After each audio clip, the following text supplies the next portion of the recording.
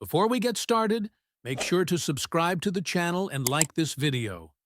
That way, you'll always stay connected to our stories and never miss the next adventure. When Tamsin agreed to take the maintenance technician position aboard Apex Meridian, she knew the job description was, let's call it, flexible. Fix a busted air recycler here, recalibrate a gravity plate there, occasionally explain to visiting dignitaries why they can't just turn up the heat in their quarters without throwing off the entire environmental grid. Standard stuff for a diplomatic station that hosted approximately 30 different species at any given time, each with their own peculiar needs and absolutely zero understanding of how station infrastructure actually worked. What she didn't expect on this particularly ordinary Monday morning was to become a babysitter. "You want me to what now?" Tamsin stood in the doorway of her cramped office, tool belt still hanging off one hip, staring at the two massive figures who barely fit in the corridor outside. Ambassador Grenshaw of the Rilmoth Confederation towered at nearly 3 meters tall, her 6-limbed frame covered in sleek auburn fur that caught the light like silk. Crystalline eyes, each the size of Tamsin's fist, fixed on her with an intensity that made every primitive part of the human brain scream, "Predator, run!" Tamsin, to her credit, didn't run. She'd been working on Apex Meridian for 2 years now. You got used to things. "Watch our cubs," Grenshaw repeated, and there was something almost desperate in that rumbling voice. Just for 4 hours, 5 at most, the treaty negotiations with the Pelquan Collective cannot be postponed again, and every Rilmoth caretaker on the station has mysteriously developed urgent business elsewhere, Torval finished, and if his mate looked desperate, he looked downright haunted. The male ambassador was even larger than Grenshaw, his dark gray fur bearing the scars of what Tamsin assumed was a very adventurous youth. "The cubs are in their developmental phase." "Developmental phase," Tamsin repeated slowly. "That's a fancy way of saying something, isn't it?" "Their hunting instincts are emerging," Grenshaw said, in the tone of someone confessing to a crime. "It's completely natural, essential for their growth. But the timing is unfortunate." Tamsin leaned against her doorframe, arms crossed. She'd learned, in her time on Apex Meridian, that when aliens started using words like unfortunate and completely natural in the same breath, you were about to hear something that was absolutely neither of those things. "How unfortunate are we talking?" Torval's ears flattened against his skull. "They've managed to incapacitate 3 professional Rilmoth caregivers in the past week." Incapacitate. "Nothing permanent," Grenshaw added quickly. "Mostly scratches. 1 minor concussion. The tail fracture was really more bad luck than anything." "I'm hearing tail fracture, and I'm thinking maybe you need someone more qualified than a maintenance tech who once kept her roommate's goldfish alive for a weekend." "We're offering 50,000 credits," Grenshaw said. Tamsin blinked, then blinked again. "I'm sorry, did you say 50? 75,000, Torval interrupted. And now he really did look desperate. "Plus hazard pay, and a letter of commendation for your personnel file. And we'll owe you a favor, which, given our positions, is not insignificant." Tamsin did some very quick mental math. 75,000 credits would pay off her student loans, cover the upgrades she'd been wanting for her quarters, and still leave enough for that trip back to Earth she'd been postponing for 3 years. All for watching 3 kids for an afternoon? How hard could 3 kids be? Oh, Tamsin. Sweet, naive, financially motivated Tamsin. The universe was about to teach her a lesson about famous last thoughts. "Fine," she heard herself say. "Where are these cubs? The relief that washed over both ambassadors' faces was almost comical. Grenshaw actually sagged, which was impressive for a creature that probably weighed as much as a small vehicle. "Bless you, Tamsin, truly. They're in our quarters, Deck 9, Section 4. We've secured the room, of course, but they're—" A distant crash echoed through the corridor, followed by what sounded like a very large piece of furniture being enthusiastically murdered. "Energetic," Grenshaw finished weakly. 20 minutes later, Tamsin stood outside the ambassador's quarters, listening to the chaos within and reconsidering every life choice that had led her to this moment. The door was reinforced, she noted. Triple-thickness blast plating. The kind of door you installed when you were worried about hull breaches. Or, apparently, children. "They've been fed," Grenshaw was saying, talking fast now as the scheduled negotiation time crept closer. "Don't feed them again. They'll just get more energetic. The red container has their toys. Don't open the blue container. Those are Torval's weapons, and we haven't told them those aren't toys yet. If anyone bleeds, the medical kit is on the upper shelf. The green bottle is for real moth physiology. The white one is for humans. Try not to need the white one." "Encouraging," Tamsin muttered. "They respond to firm voices and clear boundaries," Torval added. "Show no fear. They can sense fear. It triggers their chase instinct." "Again, super encouraging. Anything else I should know?" The ambassadors exchanged a glance. "They're good cubs," Grenshaw said finally. "Truly, they just need appropriate outlets for their energy." "Right. Appropriate outlets. Got it." The door opened with a hydraulic hiss that sounded ominously like a pressure seal releasing. Inside, the ambassador's quarters looked like a small tornado had developed sentience and decided to specialize in property destruction. Furniture was overturned, cushions were scattered, and there were claw marks, small ones, thankfully, on virtually every vertical surface. In the center of this disaster zone sat three of the fluffiest, most adorable creatures Tamsin had ever seen. The cubs were maybe half a meter tall, covered in soft, downy fur that ranged from cream to charcoal gray. They had the same 6 limbs as their parents, but in miniature, with oversized paws they clearly hadn't grown into yet.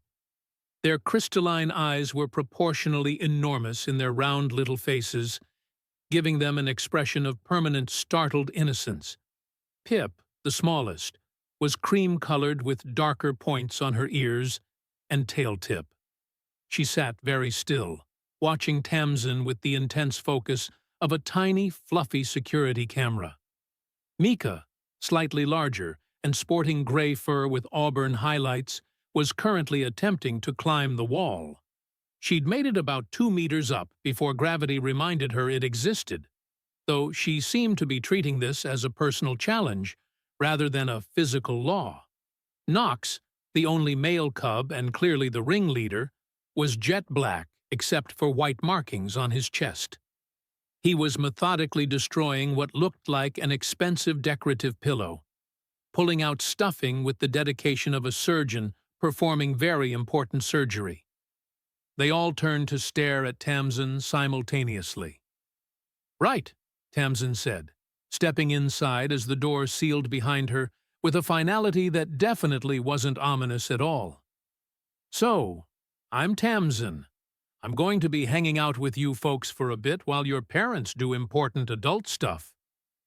3 pairs of crystalline eyes blinked at her in perfect synchronization. "They understand galactic standard," Grenshaw called through the door's comm panel. "They just don't speak it yet. Good luck." The comm clicked off. Tamsin was alone with 3 apex predator cubs in what amounted to a very expensive cage, and she had approximately 4 hours to keep everyone alive and uninjured. No problem. She'd handled worse. Probably. She couldn't think of specific examples right now, but surely they existed. Knox made a chirping sound. Adorable. Genuinely adorable. And took one experimental step toward her. "Hey there, buddy," Tamsin said, crouching down to seem less threatening. Every nature documentary she'd ever half-watched while eating dinner flashed through her mind.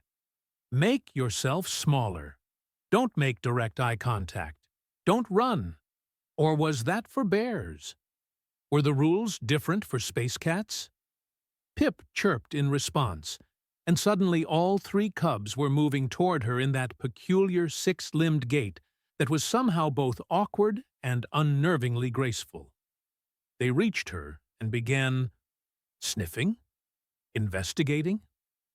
One of Knox's small paws batted at her tool belt with curious intensity. Mika started climbing Tamsin like she was a particularly interesting tree, tiny claws finding purchase in her work jacket. Okay. Personal space is apparently not a thing in your culture. Got it? Pip headbutted her knee with what seemed like affection, making a sound halfway between a purr and a trill. And just like that, Tamsin's heart melted into a puddle of useless goo. They were so small, so fluffy, so absolutely precious with their little chirps and their oversized eyes and their— Mika bit her ear, not hard, more of an exploratory nibble. But it was enough to remind Tamsin that these adorable fluffballs were, in fact, predators in training. "No biting," Tamsin said firmly, gently removing the cub from her shoulder. "We don't bite people. That's rule 1. Mika chirped indignantly, but didn't bite again. She did, however, immediately attempt to climb back up. "Right, so you've got energy to burn. I can see that." Tamsin stood up, surveying the destroyed quarters. The cubs needed something to do, something that would tire them out, something safe, contained, and ideally not involving anyone's ears as chew toys. Her own childhood flashed through her mind. Long afternoons with her cousins, running through her grandmother's old house, the endless entertainment they'd found in the simplest games. "You know what?" Tamsin said, a smile spreading across her face. "I'm going to teach you guys something fun. A game we play on Earth. It's called hide and seek." 3 pairs of crystalline eyes fixed on her with sudden, intense interest. "Here's how it works," Tamsin continued, warming to the idea. "One person, that'll be me first, closes their eyes and counts. Everyone else hides. Then the seeker tries to find everyone. When you're found, you're out. Last one found wins." She had no way of knowing if they understood, but the way all 3 cubs suddenly sat at attention, ears perked forward, suggested she had their complete focus. "I'm going to count to 30. You 3 hide. Anywhere in this room. Ready?" Tamsin closed her eyes, covered them with her hands for good measure, and began counting out loud. 1, 2, 3. She heard the scrambling of many small paws, the soft sounds of movement, the faint whisper of disturbed air. 15, 16, 17. The quarters grew quiet. 28, 29, 30. Ready or not? Here I come. Tamsin opened her eyes and turned around. The room appeared completely empty. This was going to be easier than she thought. Oh, Tamsin, still so naive. She checked behind the overturned furniture, under the scattered cushions, inside the open cabinets. Nothing. The cubs had completely vanished. Then she heard it, a soft chirp from somewhere above her. Tamsin looked up. Pip was clinging to the ceiling, her small body pressed flat against the support beam, fur somehow blending with the shadows in a way that shouldn't have been possible for a cream-colored cub. "Found you, Pip! That was amazing, but you've got to come down now." The cub dropped with surprising grace, landing on all 6 paws with a pleased trill. 1 down. Mika was easier to find. She'd hidden inside the destroyed pillow, covered in stuffing like the galaxy's fluffiest ghost. But Nox? Nox had vanished completely. Tamsin searched for 10 minutes, 15, 20. She checked every possible hiding spot twice. Nothing. Nox? Game's over, buddy. You win. You can come out now. A chirp from behind her. Tamsin spun around. Nox sat in the middle of the floor, exactly where she'd already looked multiple times, with an expression of unmistakable smugness. How did you... Where were you? The cub just chirped again, clearly pleased with himself. Okay, Tamsin said slowly. That was actually incredible. You guys are really good at this. Want to play again? The answering chorus of chirps was enthusiastic. All right, I'll count again, but this time, which is when Nox did something unexpected. He touched the door control panel, his small paw pressed against the sensor that, theoretically, should have been keyed only to adult Realmoth biometrics. The door opened. All three cubs looked at the open doorway. Then at Tamsin. Then at the doorway again. Oh no, Tamsin said. No, no, no. We're staying in this room. The game is in this room only. The cubs bolted, in 3 different directions, into the station. Tamsin lunged after them, but 6-limbed apex predators, even tiny ones, move fast. By the time she reached the corridor, they'd vanished completely into the maze of passages that made up Apex Meridian's residential deck. This is fine, Tamsin told herself, standing alone in the empty corridor. This is totally fine. How far can they get? It's a controlled station. Lots of crew. Someone will spot them. I'll just go get them. Easy. From somewhere in the walls, she heard a distant, delighted chirp. Then another, from a completely different direction. Then a third, from somewhere above her. The cubs weren't just loose on the station. They thought this was part of the game. They were hiding. And as Tamsin would shortly discover, they were very, very good at it. What she didn't know, what she couldn't know, was that someone else had noticed the cubs' movement through the station. Something with access to every sensor, every camera, every security protocol built into Apex Meridian's core systems. Argus Protocol, the station's AI security system, had just detected multiple small entities moving through the station in patterns that matched no known species' typical behavior. Moving through access tunnels, climbing through ventilation shafts, demonstrating clear signs of coordinated activity and strategic positioning. Argus began running threat assessment protocols, and the results were concerning. But that was a problem for later. Right now, Tamsin had a more immediate crisis. 3 missing apex predator cubs who thought they were playing the galaxy's most enthusiastic game of hide-and-seek. She took a deep breath, straightened her jacket, and headed toward the nearest access corridor. Right. Find the cubs, return them to quarters, collect 75,000 credits. Simple. Famous last words. 30 minutes into the great cub hunt, Tamsin had learned several important facts about young Realmoth that the ambassadors had somehow failed to mention. 1. They could fit through spaces that absolutely should not accommodate a living creature with 6 limbs and a fluffy tail. 2. They possessed some kind of thermal camouflage ability that made them effectively invisible to standard sensors when they held still. 3. They thought this was the greatest game ever invented in the history of the universe, and they were treating it with the seriousness of Olympic athletes going for gold. "Pip!" Tamsin called down a maintenance corridor, her voice echoing off the metal walls. "I can hear you chittering. The game's over, sweetie. We need to go back now." A cheerful chirp answered her from somewhere in the ventilation system overhead.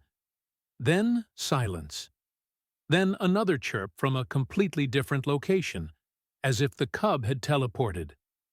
"That's not physically possible," Tamsin muttered, checking her handheld scanner. Nothing.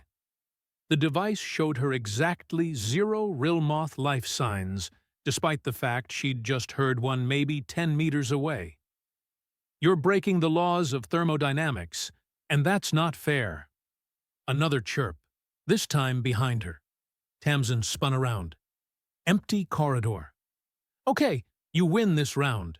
But we really, actually, genuinely need to—" The lights in the corridor flickered. Then her scanner beeped. Not the friendly, "I found something" beep. The aggressive, "Attention please, something is wrong" beep that maintenance techs learned to hate. Tamsin glanced at the screen. A system alert originating from environmental controls? She pulled up the details, frowning. Unusual activity detected in the air recycling system, Deck 9 through Deck 12. Fluctuating pressure readings. Possible obstruction in the ventilation network. "Oh, you've got to be kidding me," Tamsin said, realization dawning. "You're in the vents. You're actually in the vents. That's where you're—" Station-wide comm systems crackled to life with a burst of static. Then a calm, synthesized voice that Tamsin recognized immediately. Argus Protocol, the station's AI security system. She'd worked with Argus plenty of times before. Friendly enough for an artificial intelligence designed to keep thousands of beings from various species safe aboard a diplomatic station. Usually, Argus announced things like scheduled maintenance or reminded people about recycling protocols. Usually. "Attention! Anomalous activity detected in multiple station sectors. Security teams, please report to your designated stations. This is not a drill." Tamsin froze. "Wait, what?" The calm voice continued. "Unidentified entities have been detected moving through restricted areas. Movement patterns suggest possible coordinated infiltration. Threat assessment in progress. All personnel, please remain in designated areas until further notice." "No, no, no," Tamsin breathed, her stomach dropping. "Argus, wait." But the comm had already clicked off. 3 decks away, in the station's primary security office. Officer Wen looked up from his console with the expression of someone whose quiet Monday had just exploded into chaos. The display in front of him showed a 3-dimensional map of Apex Meridian, with approximately a dozen red warning indicators scattered across multiple decks. "Talk to me, Argus," Wen said, pulling up the detailed readouts.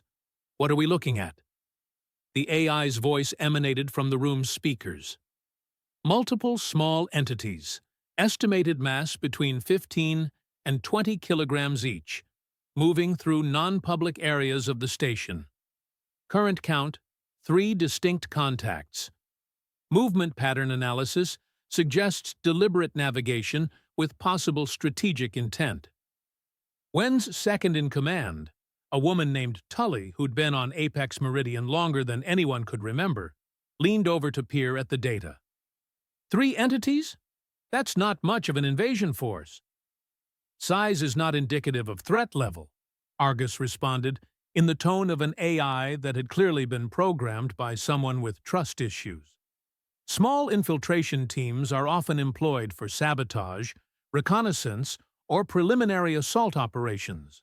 Current locations include environmental control systems, communications relay access points, and proximity to reactor monitoring stations." "Reactor monitoring?" Wen stood up, his relaxed demeanor evaporating. "Argus, current threat level assessment? Orange, escalating to red if entities continue toward critical infrastructure." "Fantastic," Wen muttered, already signaling his team. "Get everyone suited up. Standard containment protocols. Non-lethal force only until we know what we're dealing with. Tully, notify Commander Valdez." "Already on it," Tully replied, her fingers flying across her console. "Though she's not going to be happy about this. She's in the middle of that logistics review meeting? Yeah, well, neither am I. It's Monday. I had plans for a quiet Monday. Argus helpfully chimed in again. One entity is currently moving through the ventilation system toward Deck 15. Another has entered the service tunnel network near the main communications array. The third contact was momentarily stationary in a maintenance corridor on Deck 11, but has since relocated to an unknown position. Wen pulled up the relevant camera feeds. Nothing. Whatever these entities were, they knew how to avoid visual detection. That was not encouraging. "All right, people," he called to his team as they assembled in the security office, checking equipment and looking far more alert than they had 5 minutes ago. "We've got 3 unknowns loose in the station, moving through areas they shouldn't be able to access. Standard search and containment. Watch each other's backs. If you make contact, report immediately. Questions?" A younger officer, fresh from training and still enthusiastic about things like procedure and proper protocol, raised his hand. "Sir, have we considered that this might be a false alarm? System glitch? Maybe?" "Argus doesn't glitch," Wen said flatly. "Actually," the AI interjected, "I do experience occasional sensor anomalies. However, the current detections have been confirmed across multiple independent systems. Probability of systematic error? Less than 0.3%. There's your answer. Now, move out." The security teams dispersed, heading toward their assigned search areas. Wen watched them go, then turned back to his console, studying the movement patterns of their mysterious intruders. Something about this didn't add up. The entities were moving erratically, doubling back on themselves, clustering together, then spreading apart. It didn't look like infiltration. It looked more like... "Huh," Wen said quietly. "Query unclear," Argus responded. "Nothing. Just thinking out loud. Keep tracking those contacts. And Argus? What species are currently aboard the station that match the size parameters?" "Calculating. 17 species have members within the 15 to 20 kilogram range. However, none are currently unaccounted for. All registered individuals are located within expected parameters. So whoever these are, they're either stowaways or..." An alert flashed across his screen. One of the contacts had just triggered a motion sensor in the environmental control room. Argus, in its infinite wisdom, had automatically sealed the section's access doors and deployed a security drone. "Argus, hold on the drones," Wen said quickly. "Let's not escalate before we know what..." "Deployment already in progress," the AI replied. "Standard containment protocol for Code Orange security events." Through the security feed, Wen watched the drone glide into the environmental control room, its sensors sweeping the area, weapon systems armed but not activated. The room appeared empty. Banks of equipment hummed quietly. Nothing moved. Then, from behind a ventilation unit, something small and gray launched itself directly at the drone with what could only be described as enthusiastic violence. The drone's camera tilted wildly as the contact, furry, six-limbed and making chirping noises, attached itself to the machine's chassis and began playing? The entity batted at the drone's optical sensors, chittered with what sounded like delight, then pushed off and scrambled up the wall with impossible agility. "Argus," Wen said slowly, "please tell me you're recording this." "Recording confirmed. Analysis. Entity appears to be a Rilmoth juvenile. Behavior patterns consistent with play activity rather than hostile intent." "A Rilmoth? You're telling me we went to Code Orange because of someone's kid?" "Cubs," Argus corrected. "Plural. There are 3. And they are currently accessing critical station systems, which, regardless of intent, poses a security risk. Wen pulled up the station's registry, searching for Rilmoth residents. Two names appeared, Ambassador Grenshaw and her mate Torval, along with a note about 3 dependent cubs residing in their quarters, which were supposed to be secured. How did they get out? Wen demanded. Unknown. Reviewing access logs now. However, current priority remains containment. The cubs' presence in environmental systems, communications arrays, and proximity to reactor monitoring constitutes a genuine safety concern. The officer had a point, Wen had to admit. Intent didn't matter if one of the cubs accidentally hit the wrong control panel or damaged critical equipment. And Rilmoth, even young ones, were apex predators. Their claws and teeth were sharp enough to shred insulation, sever cables, or cause any number of expensive disasters. All right, new plan, Wen said, switching comm channels. All teams, we're looking for 3 Rilmoth cubs. Repeat, cubs, not adults. Approach with caution, but non-threatening posture. They're not trying to hurt anyone. They're just... A proximity alarm shrieked. On the map, one of the red indicators had just moved into the communications array control room. At the same moment, another appeared near the primary power distribution hub. The third, somehow, impossibly, was now showing up in the station's water recycling facility.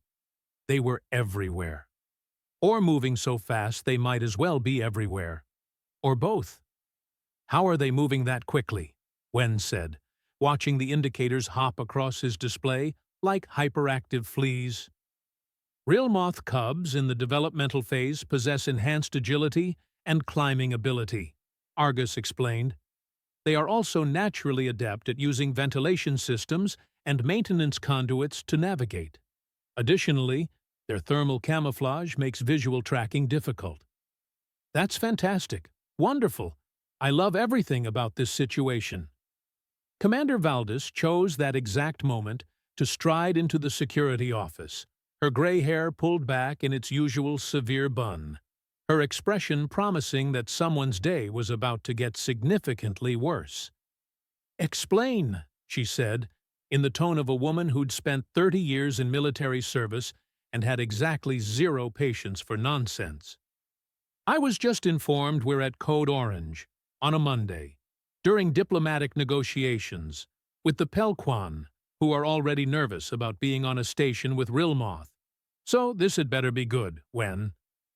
"Define good," Wen said, pulling up the footage of Mika attacking the security drone. "Because depending on your perspective, this is either hilarious or a complete disaster." Valdis watched the playback in silence. Her expression didn't change. When the footage ended, she turned to Wen with the kind of calm that preceded volcanic eruptions. "You went to Code Orange," she said slowly, "because 3 children are playing in the ventilation system. In our defense, we didn't know they were children until about 90 seconds ago. And where are their parents?" "Ambassador Grenshaw and Torval, currently in the primary negotiation chamber with the Pelquan delegation." "Fantastic. So we get to interrupt critical trade negotiations to inform 2 ambassadors that their offspring have turned our security protocols into a joke." Valdis rubbed her temples. Who was supposed to be watching them? Checking now, Wen pulled up more records. "Looks like they hired Tamsin, one of our maintenance techs." "They hired a maintenance tech to babysit apex predator cubs. Apparently, the cubs scared off all the professional Rilmoth caretakers." "That's not reassuring, Wen. That's the opposite of reassuring." Another alert. This time from Deck 15, near the main water recycling plant. A security team had made visual contact with one of the cubs, Pip, based on the description, who promptly vanished into an access panel that should have been sealed. How is she opening sealed panels? The team leader's voice crackled over the comm, sounding genuinely baffled. "Unclear," Argus responded.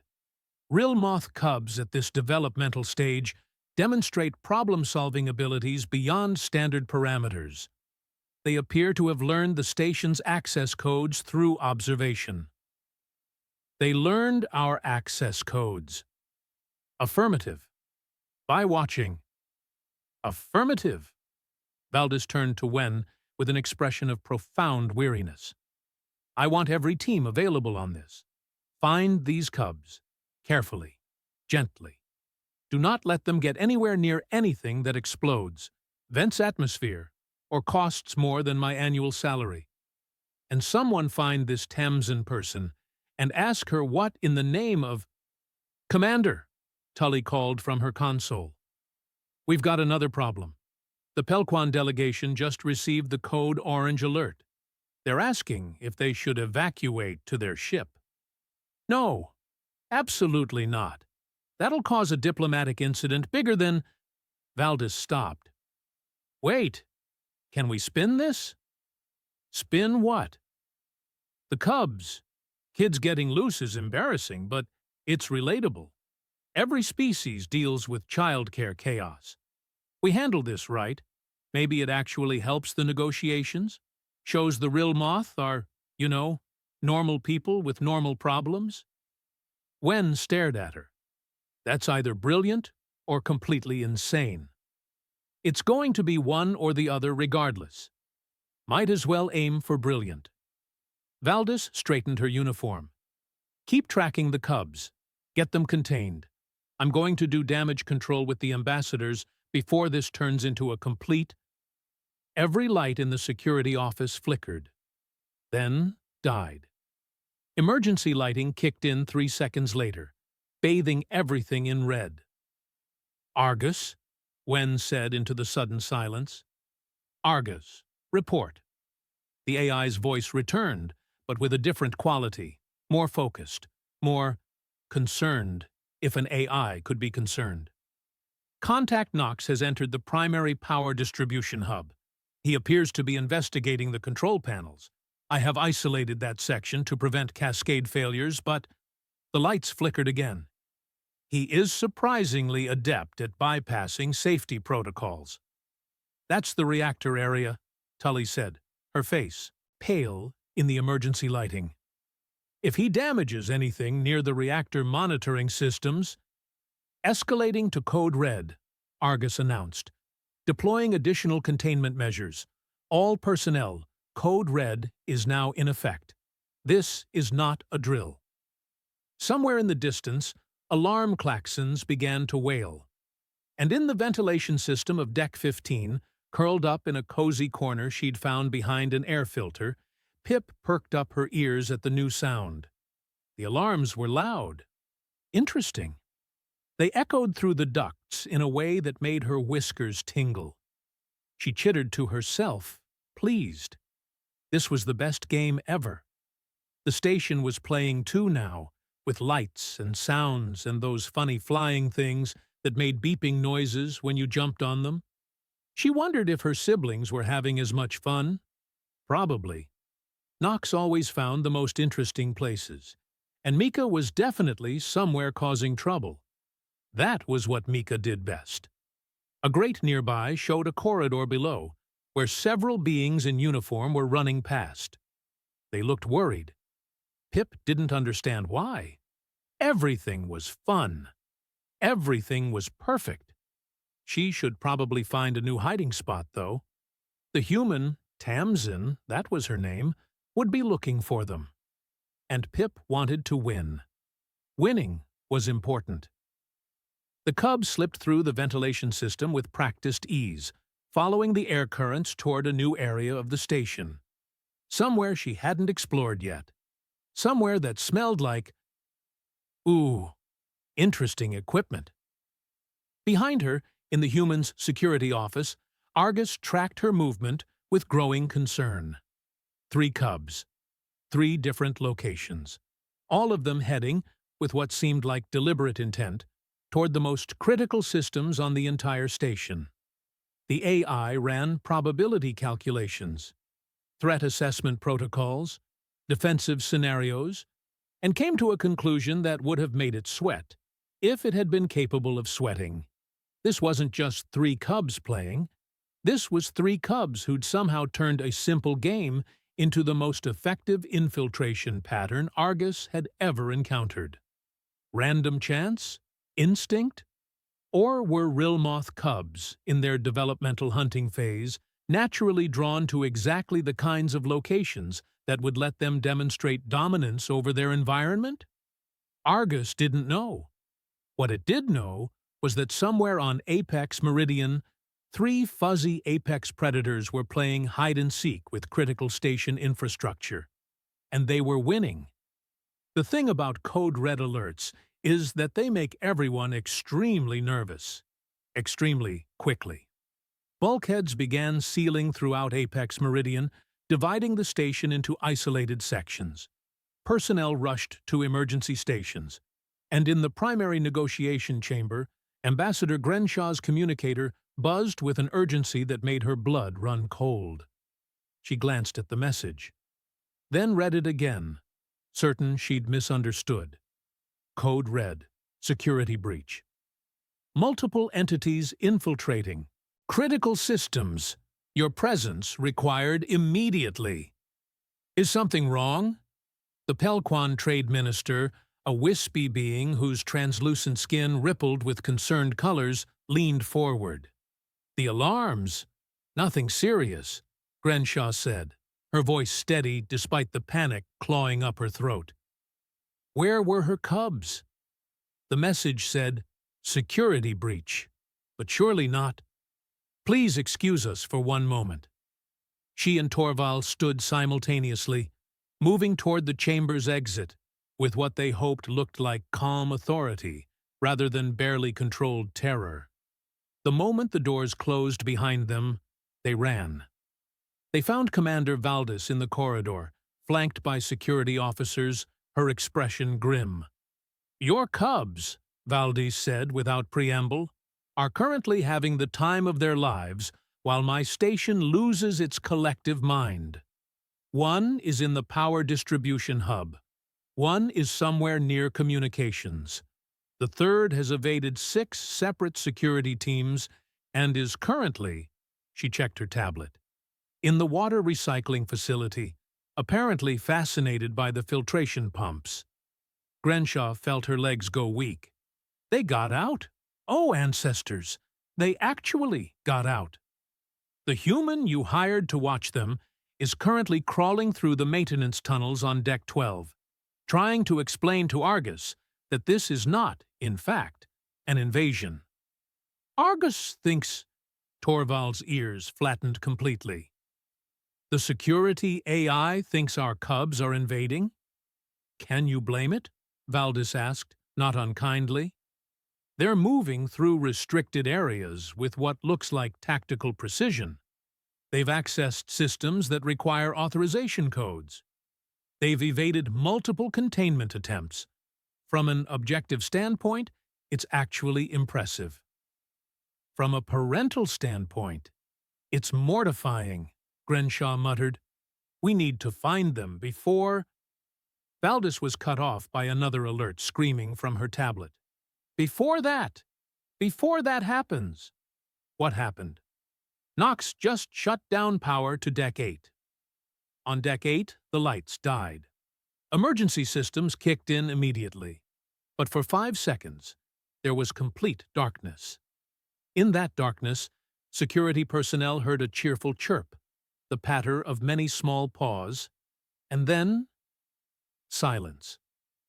When the lights returned, Officer Wen stood in the power distribution hub's doorway, staring at a control panel that showed signs of very small, very precise claw marks.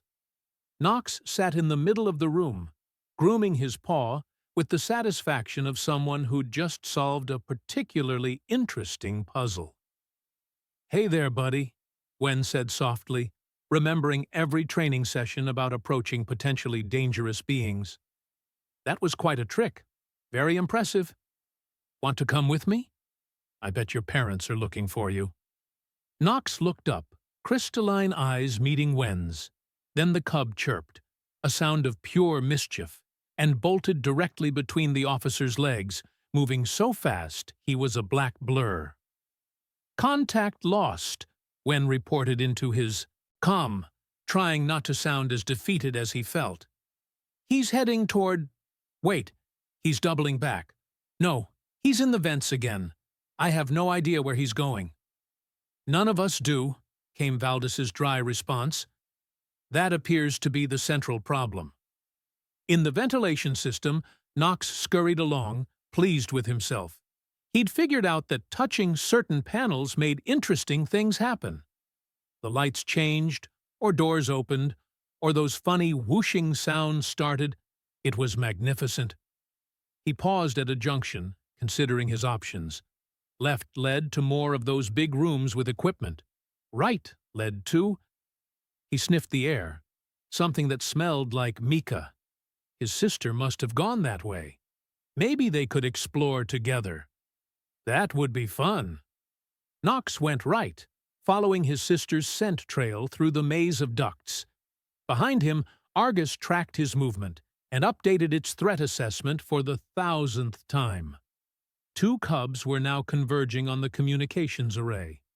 The third, Pip, had discovered the station's observation deck and was currently pressed against the transparent aluminum viewing port, staring at the stars with the wonder of a child seeing the universe for the first time. She was also, Argus noted, with what might have been AI frustration, completely blocking the docking approach sensors. "This is fine," Tamsin muttered from her position in a maintenance tunnel, covered in dust and questioning her life choices. "Everything is fine. This is a totally normal Monday." Her communicator crackled. "Tamsin! It's Commander Valdis. The parents are here.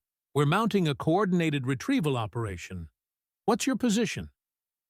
Currently wedged in a tunnel that definitely wasn't designed for humans, chasing sounds that might be cubs, or might be my imagination, and reconsidering my entire career path. "Can you get to the observation deck? We've got visual confirmation of 1 cub there." "On my way. And Commander, for the record, I am never babysitting again. Not for any amount of money." "Noted. Valdis out." Tamsin squeezed through the tunnel, dropped into a service corridor, and headed for the observation deck at a run. Behind her, ahead of her, and all around her, Apex Meridian's security forces were converging on 3 small targets who had absolutely no idea they'd just caused the biggest security incident in the station's history. They just thought they were playing a really, really good game. The observation deck was quiet when Tamsin arrived, breathing hard from her sprint through 3 decks worth of corridors. The massive viewport dominated one wall, stars scattered across the darkness like someone had spilled diamonds on velvet. And there, pressed against the transparent aluminum with her nose leaving little smudges, was Pip. The tiny cream-colored cub chirped softly to herself, one paw reaching up as if trying to touch the distant suns. "Hey, sweetie," Tamsin said gently, keeping her voice low. "Pretty stars, huh?" Pip's ears swiveled toward her, but the cub didn't run. She just chirped again, then looked back at the viewport. Tamsin approached slowly, crouching down to the cub's level. "You know, you 3 caused quite a fuss. The whole station thinks you're invading." Another chirp, this one almost questioning. "Yeah, I know. Pretty silly, right? You were just playing." Tamsin held out her hand, and after a moment's hesitation, Pip head-butted it affectionately. "Come on, let's go find your brother and sister, and then we can explain to everyone that this was all a big misunderstanding." She scooped up the cub, who weighed more than expected but didn't resist, and activated her communicator. "Valdis, I've got Pip. She's fine. Heading to you now." "Excellent. We've cornered the other 2 near the communications array. The parents are handling it." Near the communications array, Handling it was a generous description. Grenshaw and Torvald stood at opposite ends of the corridor, while Mika and Knox sat between them, looking immensely pleased with themselves. The cubs had finally been outsmarted by the two beings who knew them best. Their parents had simply stopped chasing and waited for curiosity to bring the cubs to them. "You," Grenshaw said, her voice carrying that particular tone parents universally master, "are in so much trouble." Knox chirped innocently. Mika attempted to look adorable. Neither strategy worked. "Do you have any idea what you've done?" Torvald added. "The entire station was searching for you. Security thought—" He paused. "Actually, what did security think?" "That we were being infiltrated by a coordinated strike team," Valdez said, arriving with half her security force in tow. "Your cubs managed to access environmental controls, power distribution, communications systems, and water recycling. If they'd been actual hostiles, we'd have been in serious trouble." The ambassadors looked mortified. Valdez, surprisingly, smiled. "However," she continued, "I've been informed by the Pelquan delegation that they found the whole situation endearing. Apparently, 3 of their ministers have young ones currently in what they call the chaos phase. They've requested to continue negotiations tomorrow, and specifically asked if the cubs might make an appearance. Something about shared parenting experiences building diplomatic bridges." Grenshaw blinked. "They want to meet the cubs who just terrorized your station?"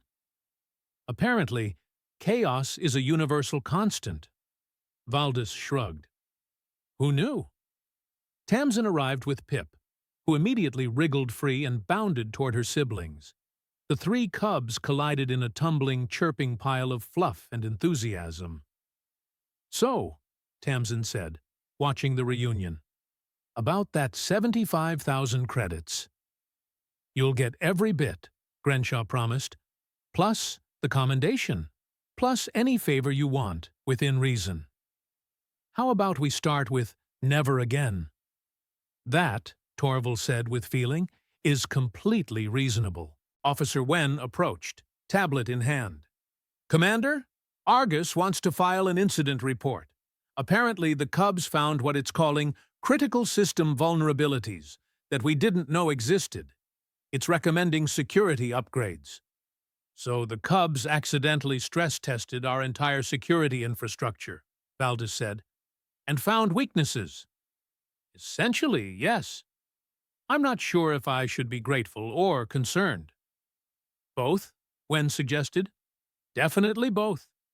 In his digital space, Argus was indeed running analysis. The Cubs' movements had revealed access points, security gaps, and system vulnerabilities that months of standard testing had missed.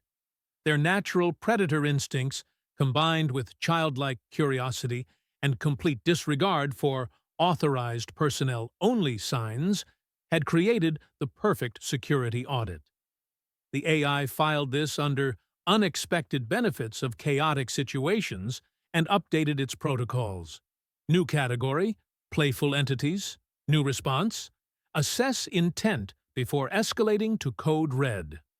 Lesson learned. On the observation deck, now crowded with security personnel, diplomats, and 3 very tired cubs, Tamsin leaned against the viewport and laughed. The kind of laugh that comes when stress finally breaks, when terror transforms into relief, when you realize you've just survived something completely absurd. "You know what?" she said, to no one in particular. "This was actually kind of fun." Pip chirped in agreement, already falling asleep in her mother's arms. Knox and Mika were curled together, their earlier enthusiasm finally exhausted. And somewhere in the station's systems, Argus noted the elevated heart rates returning to normal, the sealed bulkheads reopening, the code red downgrading to code green. Crisis averted. Lesson learned. Station secured. All because 3 cubs learned about hide-and-seek. Next time, Tamsin said, accepting a cup of coffee from a sympathetic security officer, we're playing something simple, like checkers, or staring contests, something that can't possibly be mistaken for an invasion. Next time? Grenshaw asked, one ear perking up hopefully. Well, Tamsin admitted, watching the sleeping cubs, they are pretty cute, and that 75,000 credits would look really nice in my account. So, maybe next time. The cubs, dreaming of ventilation shafts and blinking lights and the best game they'd ever played, chirped softly in their sleep. Somewhere, Argus made a note. Human Tamsin, approved for future cub supervision, has survived initial trial, demonstrates acceptable survival instincts. High praise from an AI that had just learned the difference between an invasion and playtime. The station hummed peacefully, its systems restored, its security forces standing down, its diplomatic mission somehow salvaged by the universal truth that all parents, human, Realmoth, or Pelquan, understood the chaos that came with raising young. And in a maintenance office on Deck 9, a transfer notification pinged, 75,000 credits, deposited to Tamsin's account, with a note that simply read, "Thank you. Same time, next week." Tamsin looked at the message for a long moment. Then, against all reason and common sense, she smiled and typed back, "Deal. But we're establishing ground rules first." Because sometimes the craziest jobs are also the most worthwhile. Even if they do make the security system think you're being invaded,